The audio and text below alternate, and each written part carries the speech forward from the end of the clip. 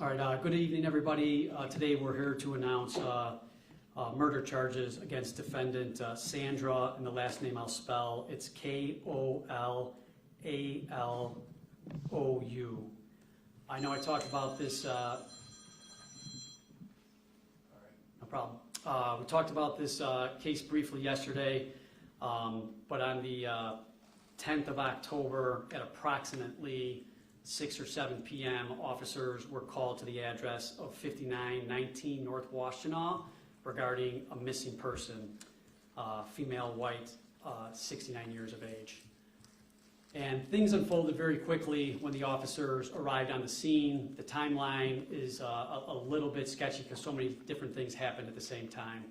But tenants who live inside this residence with the victim had not seen the victim in a day, and they were concerned for her safety because one of the other tenants who I mentioned, the defendant Sandra, who's charged with murder, many of the tenants who lived in this house were afraid of this individual. There were several calls. We look back, 911 calls regarding tenants and this defendant that was just charged. Tenants inside the residence, they heard a screaming at about 2:30 in the morning Monday night, and that's when the next day, at about, like I said, 6 or 7 p.m., they called to report the victim missing because the other tenants couldn't get a hold of the victim. When officers arrived on the scene, the defendant was still on the scene and actually exiting the residence, going to a tow truck, which she had actually ordered using the victim's credit card. Officers attempted to interview her on the scene because the other tenants had mentioned that, we believe something's wrong. We can't locate the missing person, the person who actually owns the house, the victim.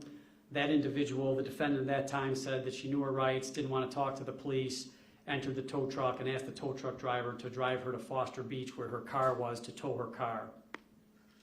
The tenants were afraid for the tow truck driver as well, so they exchanged information with the tow truck driver explaining that they thought this individual was dangerous. The tow truck driver communicated with the tenants and explained when he got to Foster Beach that this individual had placed a large bag in a garbage can. Some of the tenants actually followed the tow truck over there, and they saw that there were some bloody rags in this garbage can, at which point, like I said, the police were already on the scene back at the house, but they notified the police, and then additional police officers went to this scene where they noticed the bloody rags. And when officers were originally on the scene with the tenants who lived inside the house, who reported the individual missing, they couldn't find any signs of blood or foul play. But once they found the bloody rags, the tenants and the police went in, and they were able to find some additional blood inside the tenant's room, at which point they discovered the gruesome remains in a freezer. At that point, like I said, all these things are kind of happening at the same time. I just want to thank the police officers and obviously the tenants who live in this place for coming forward and their cooperation with the police. The defendant at that time was still with the tow truck driver, and it actually had threatened the tow truck driver with a knife. Due to the communication between the tow truck driver and the tenants, officers were able to get to that scene immediately and place the defendant in custody for pulling a knife on the tow truck driver.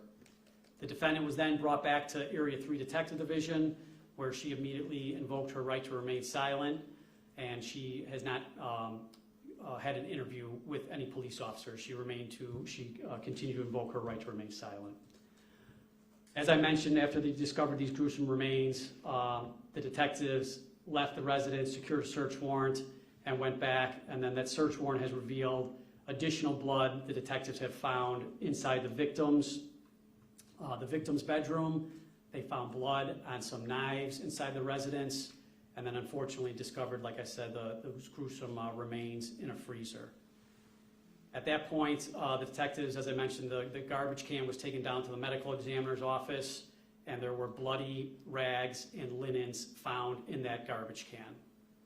Detectives continued to investigate this crime all day and worked with the cooperation of the other tenants who resided in this residence, who fully cooperated with the police.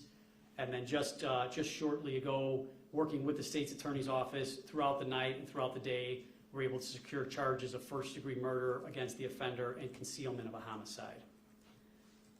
I could take some questions. I know that a lot unfolded at the same time, so I understand there might be some questions regarding the timeline, but I'll do my best to answer any questions you guys have real quick, once again, I just want to thank the detectives and the officers involved. The 20th district officers did a remarkable job trying to coordinate with the tenants in the house, and the detectives obviously have worked through the night the last 40 hours or so. So I want to thank everybody who cooperated in order to get this dangerous offender off the street. Jermont Terry with CBS 2. I have two questions for you. You mentioned that there were calls to 911. Were those recent calls, and how far back do they date? Yeah, so I actually was talking to the detectives about that. So they, during the course of their investigation trying to charge this offender, they went back and just saw whether 911 calls for their residents. So I don't have the exact answer, how far they went back or the details of the calls. That's still something that they're looking into. And were those calls all related to the suspect that you have charged today? I don't have that answer. So that's just part of, they just wanted to see if there were calls to the residents.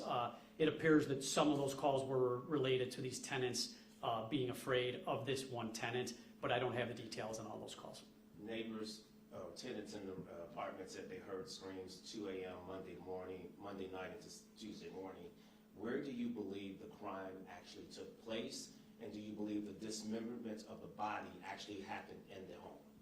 So we have to speculate a little bit here, which we obviously don't like to do, but based upon the totality of the evidence, the detectives believe the crime actually occurred in the victim's bedroom, and then they do believe that the dismemberment took place on the first floor of that residence. And how? That part, without the defendant talking, it appears it possibly could have been done with large butcher knives.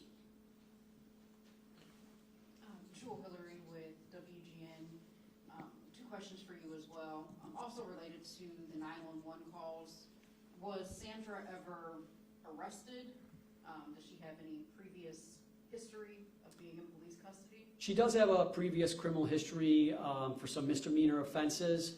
It doesn't appear, but like I said, we still have to go backwards on all these 911 calls to see if she was ever placed in custody for any of the calls that came through. So I don't have the answer to those specific calls, but she does have a criminal history for some misdemeanor offenses. And also going back to early in the morning when the actual murder happened, I'm just curious, how was she able to do this without other tenants seeing it, and no one else was able to find her body before police did in this freezer? So, and I don't want to get too detailed into this, but the way the residence was set up is there were a couple of apartments on the top floor, I'll call it the second floor, and then on the floor where the victim lived, that is the same floor that Sandra resided on as well. And then there was a tenant in the basement, and there were deadbolts, so people had privacy. So that's why. So the residents were, they were very cooperative. When they heard the scream, when they woke up in the morning, they immediately started texting the victim, saying, "Are you okay?" Started calling the victim. The victim didn't answer. There were some texts that were sent back from the victim's phone. It appears from what we know now that the defendant was sending texts from the victim's phone and not answering it. But yeah, so these tenants, they heard a scream. They didn't know if something was wrong due to the fact that there had been arguments before with this defendant and other people in the residence. The tenants immediately in the morning started to, try to figure out what was wrong. And as the day as they went through the day and they were not able to get a hold of the victim and the victim wasn't responding, they kept feeling more and more was wrong. But they didn't just have free reign of the house, if you understand. They couldn't just go downstairs and look. And when they did, when the tenants were able to do that, in the beginning, they didn't discover any blood, but they knew something was wrong, and that's why finally at 6 o'clock, they're like, something is definitely wrong here, and let's get the police involved. And I truly want to thank those tenants for their tenacity on realizing that something is definitely wrong, which led to the arrest. So I do want to thank them that unfortunately they had to be part of this. Anthony Ponce with Fox 32. Just another couple questions for me.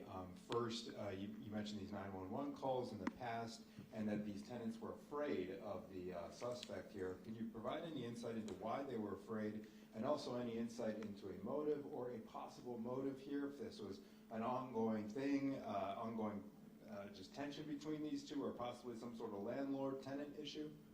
So for the possible motive, like obviously we mentioned, the defendant invoked her right to remain silent. but for the possible motive, kind of going backwards to the other tenants, being a little bit afraid based upon some aggressiveness with this one defendant. So based upon all that, the deceased, the person who owns the residence, had actually served the defendant with like a notice to leave or an eviction notice. And that was done very recently. I don't want to get the day wrong, but I think it might have even been done as recently as of Saturday. So due to that service, that very well could possibly be which escalated this into the defendant becoming extremely angry and committing this horrific act. Can you give us the pronunciation of Sandra's last name? You spelled it, but we didn't pronounce it. I'll give you that offline because I don't know the exact pronunciation, so I will call the officers and get the exact one so I don't get it wrong on air here. All right, thank you. Thank you, guys. Thank you.